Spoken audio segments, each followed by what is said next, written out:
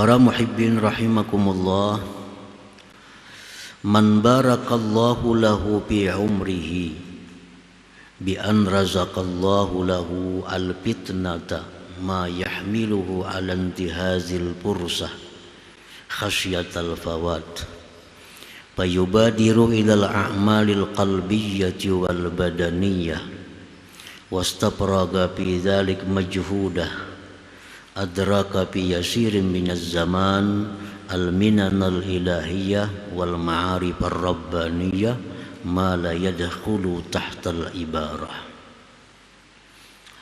Barang siapa yang diberkahi Allah umurnya,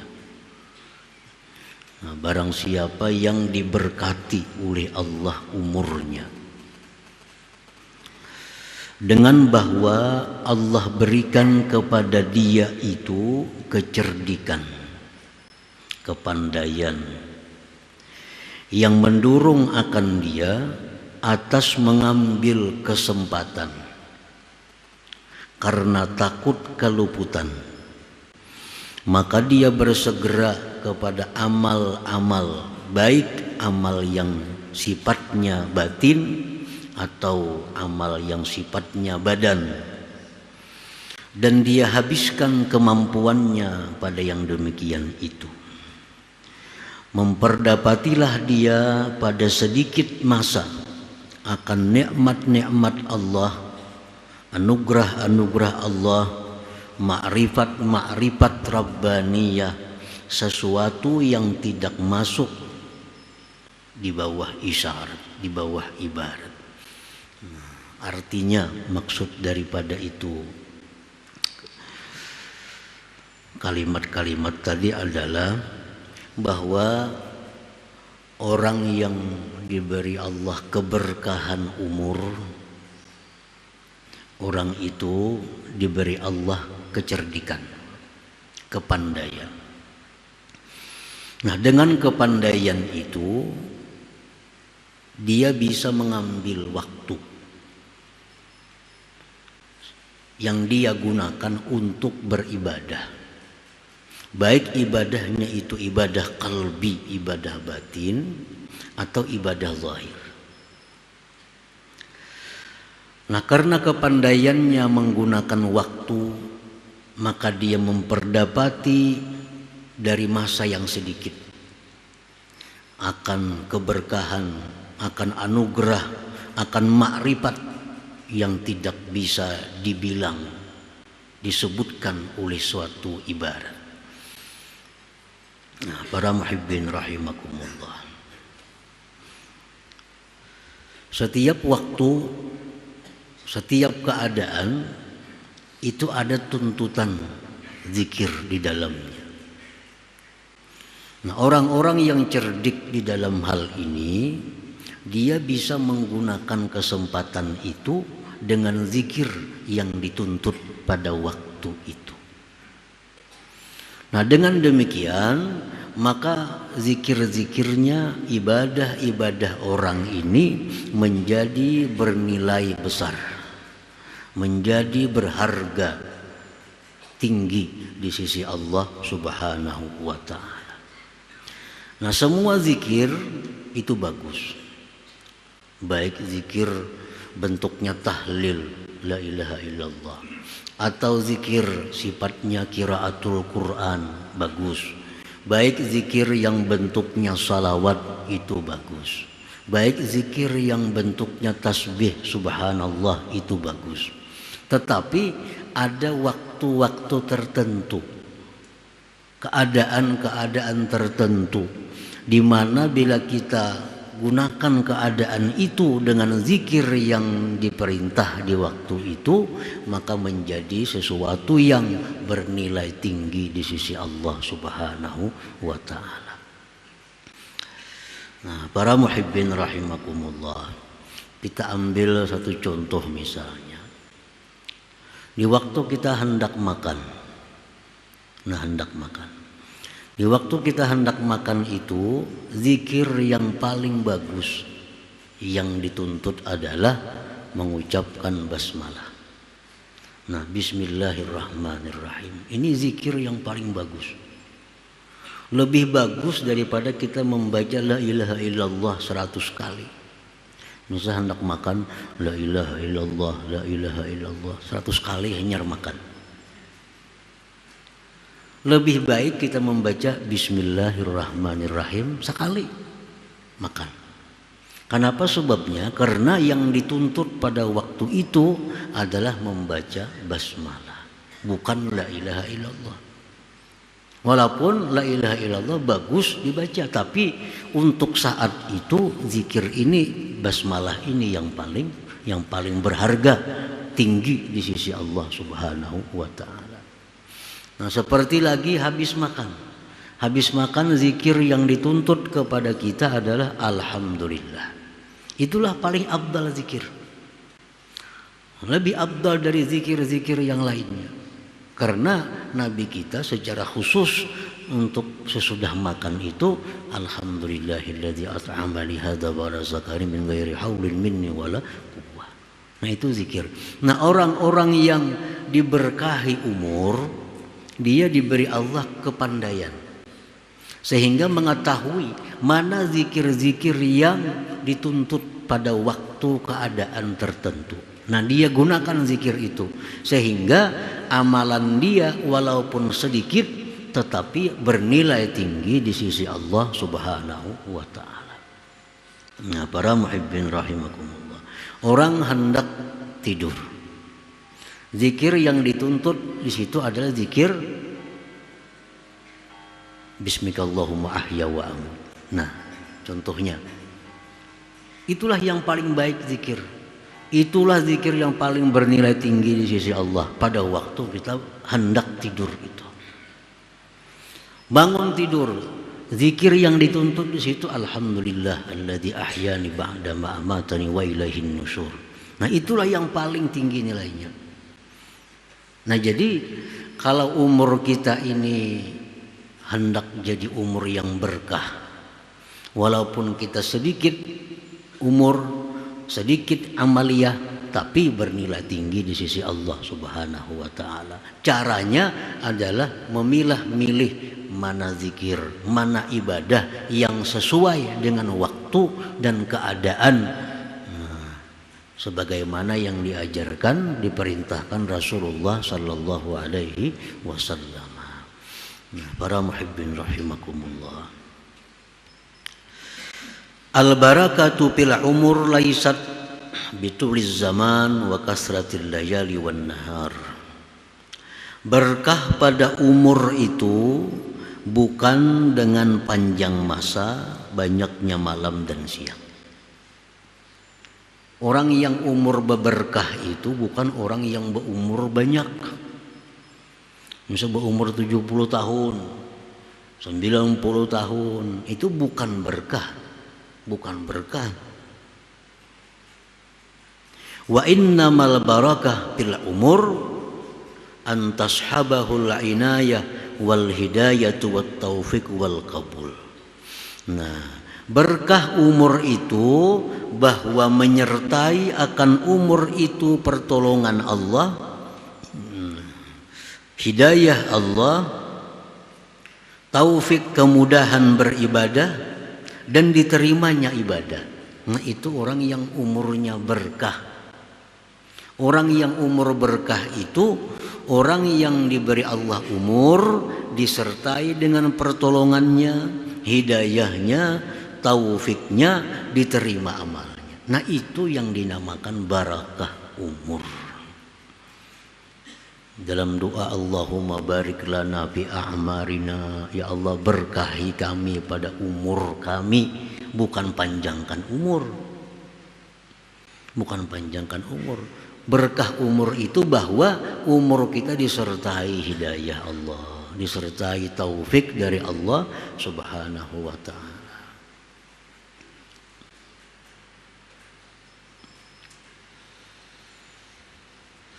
Fayahsulu lahu bitilka minal ulum wal ma'arif ma la talhaquhul isyarah. Maka hasillah bagi dia dengan demikian itu inayah, hidayah, taufik dan kabul tadi, ilmu-ilmu, ma'rifat-ma'rifat yang tidak bisa dihubungi oleh isyarah, yang kada bisa digambarkan oleh suatu gambaran. Artinya kalau umur kita ini berkah, maka apa yang kita dapatkan itu kada bisa digambarkan dengan suatu gambar, kada bisa dijelaskan dengan suatu isyarat. Artinya apa? Begitu besar, begitu mulianya orang-orang yang diberi berkah umur itu.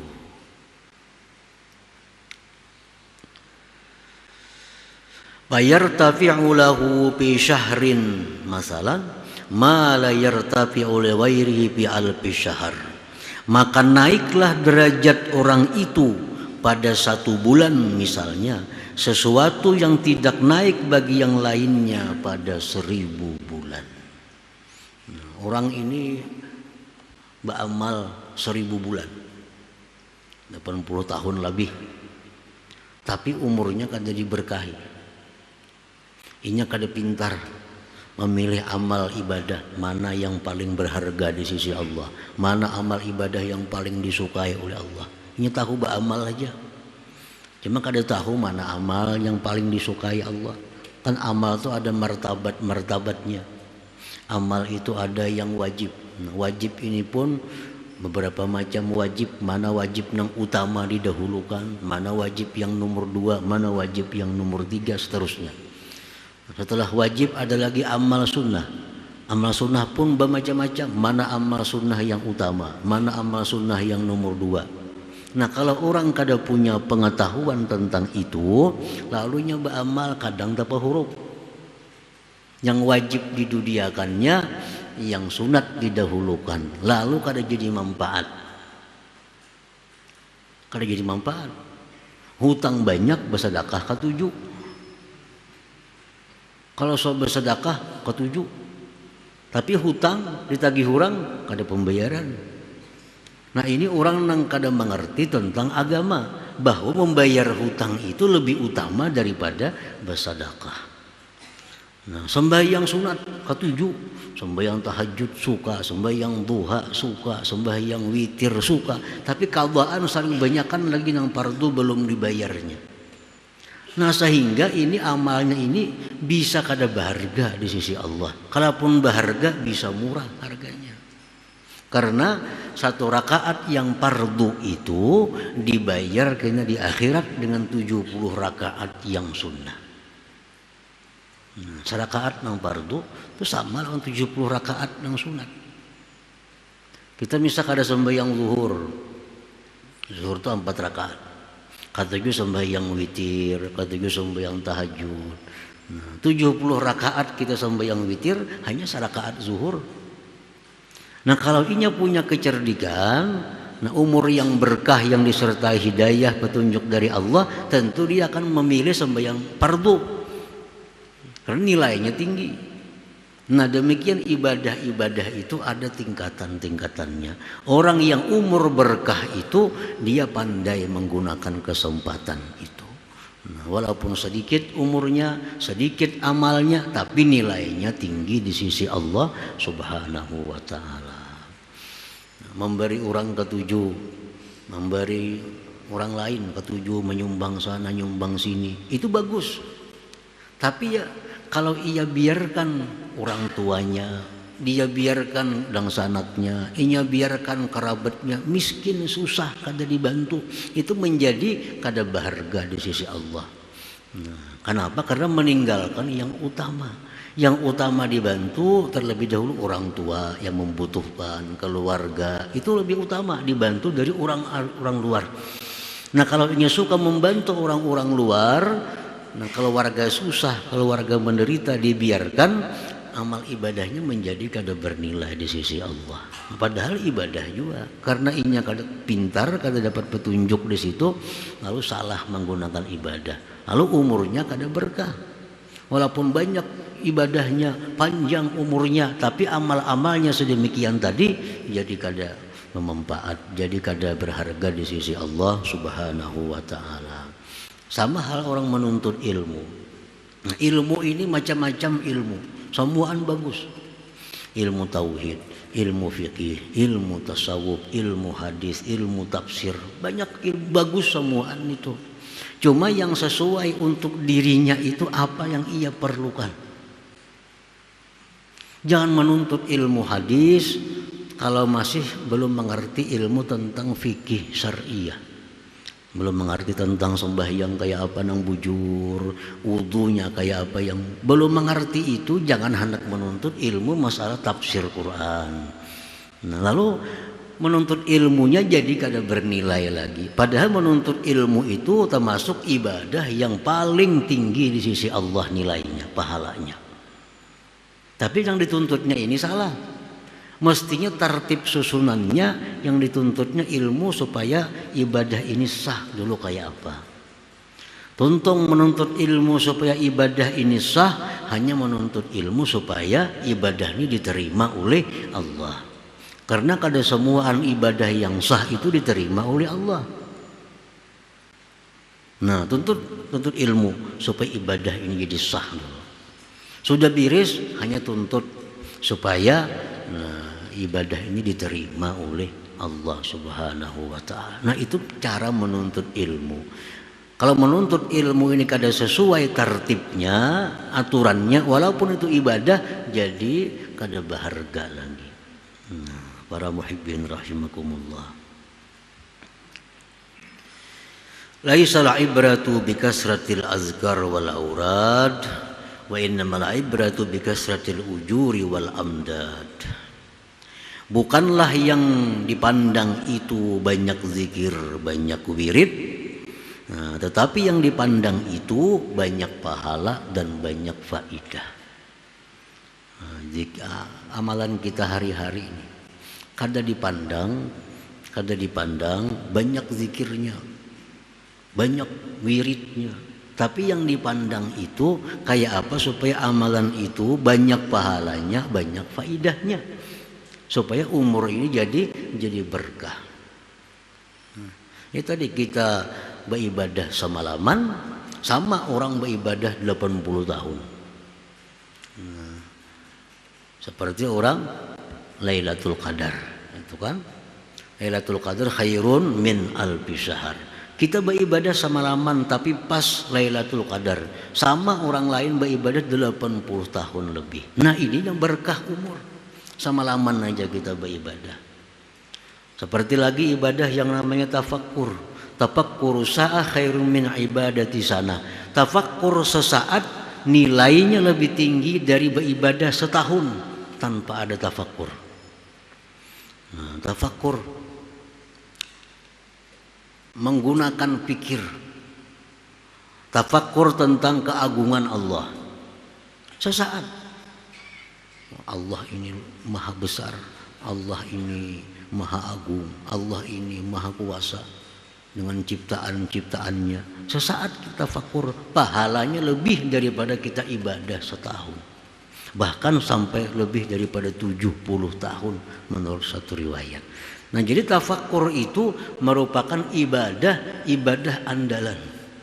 Tafakkur sesaat lebih baik dari ibadah sekian tahun. Nah, jadi ibadah itu yang dicari bukan banyaknya, yang dicari banyak pahala dan faidahnya. Laisal ibrah bikasratil azkari wal aurad, wa innamal ibrah bikasratil ujur wal amdad. Qad yakunu zikrul qalil aksara madadan wa ajra minaz zikril katsir. Nah, terkadang zikir yang sedikit lebih banyak faidahnya, lebih banyak pahalanya daripada zikir yang banyak. Kenapa sebabnya? Karena zikir ini walaupun sedikit, tapi ini perintah dari Rasulullah, dan keadaannya keadaan yang demikian, waktunya waktu demikian tadi. Macam kita hendak makan, ada doa Rasulullah. Kita hendak masuk ke dalam WC, ada doa, zikir yang disuruh Rasulullah. Nah, itu tuh lebih baik. Walaupun pendek, lebih baik daripada kita hendak ke WC misal baca apa pada tengah jam dahulu. Nah, pahalanya ganal yang itu. Karena itu sesuai dengan keadaan waktu yang disuruh Rasulullah SAW bacaannya ini, zikirnya ini. Nah, para muhibbin rahimakumullah.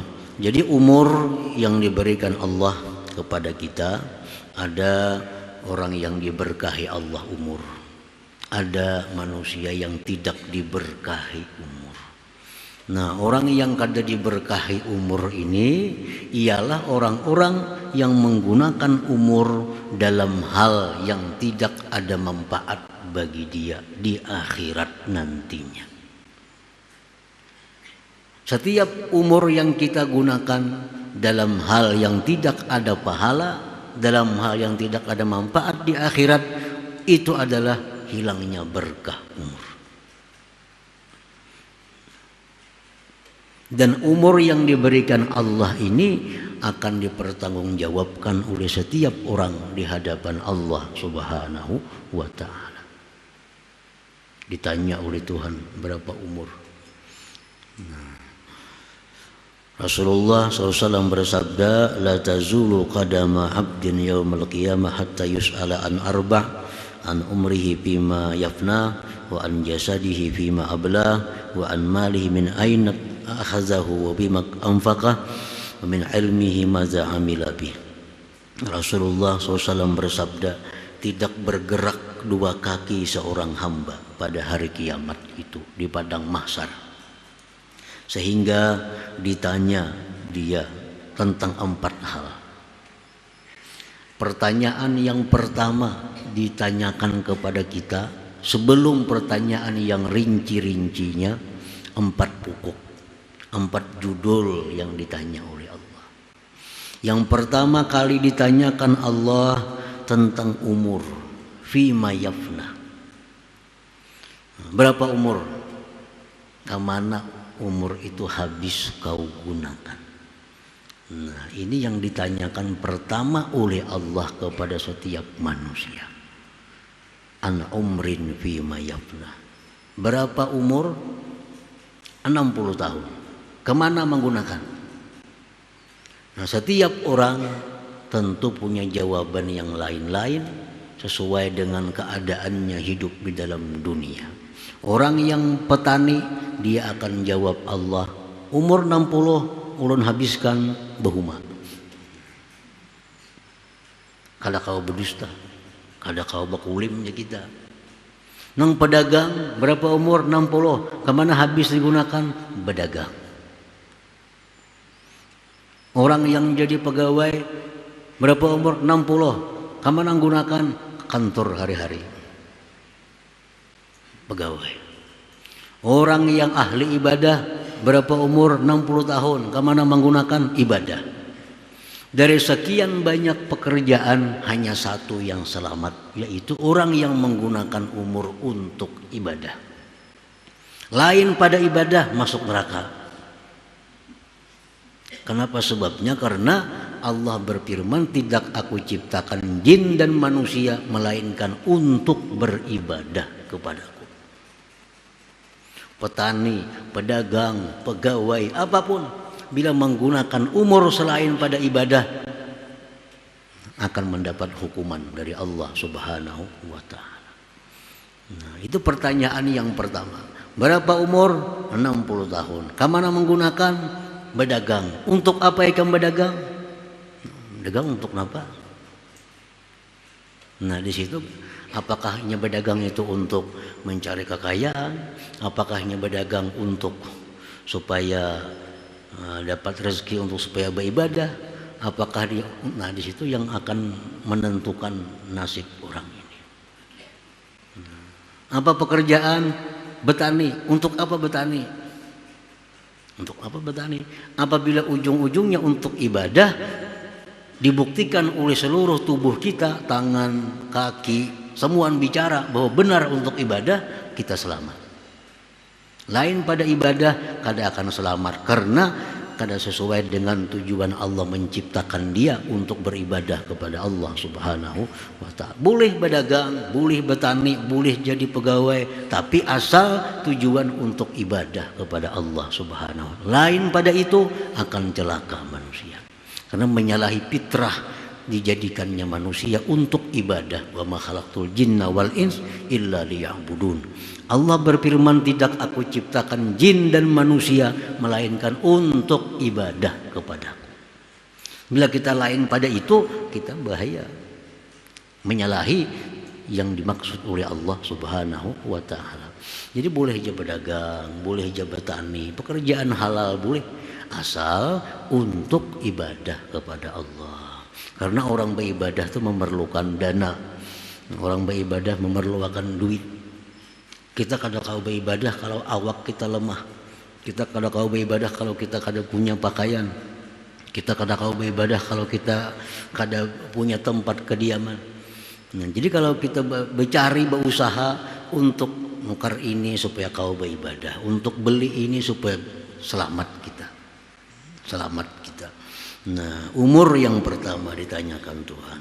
Yang kedua ditanyakan tentang jasadnya. Arti jasad di situ anggota tubuhnya, matanya, tangannya, kakinya. Ditanyakan Tuhan lagi tentang hartanya. Dari mana dia ambil harta itu, ditanya oleh Tuhan. Pertanyaan ini bukan artinya Tuhan kada tahu. Bukan Tuhan kada tahu, Tuhan tahu. Cuma untuk memberikan hujah kepadanya. Makanya Tuhan langsung, ini orang sudah baik buat ke surga, ini kada bagus buat ke neraka. Tuhan tahu. Tapi untuk supaya inya ini jelas kenapa masuk surga, kenapa masuk neraka. Lalu ditanya, bujurkah ikam ini. Padahal Tuhan tahu. Supaya inya ini jangan ada alasan kenapa masuk neraka, kenapa masuk surga. Nah, diulah sedemikian. Bujurkah ikam hari anu, jam seanu melakukan maksiat ini, bujur. Berdusta, mata, nama, tangan menjelaskan. Nah, lalu andai kata dia dihukum ke neraka, ya dia menerima karena sudah mengakui apa yang pernah dilakukan di alam dunia itu. Nah, kemudian ditanya tentang harta, dari mana mengambil harta, dan wa fima anfaqah, kemana menggunakan harta itu. Apakah harta digunakan untuk maksiat, apakah harta digunakan untuk yang tidak bermanfaat, ditanya oleh Allah. Dan yang keempat ditanya tentang ilmu yang diberikan Allah kepadanya, seberapa dia amalkan ilmu yang diberikan Allah itu. Nah, itu 4 pertanyaan pokok di akhirat. Pertama-tama ditanyakan Allah umur. Nah, orang yang beruntung ialah orang yang diberkahi Allah umurnya, sehingga dia bisa menggunakan umur dalam hal yang bermanfaat di akhirat nantinya.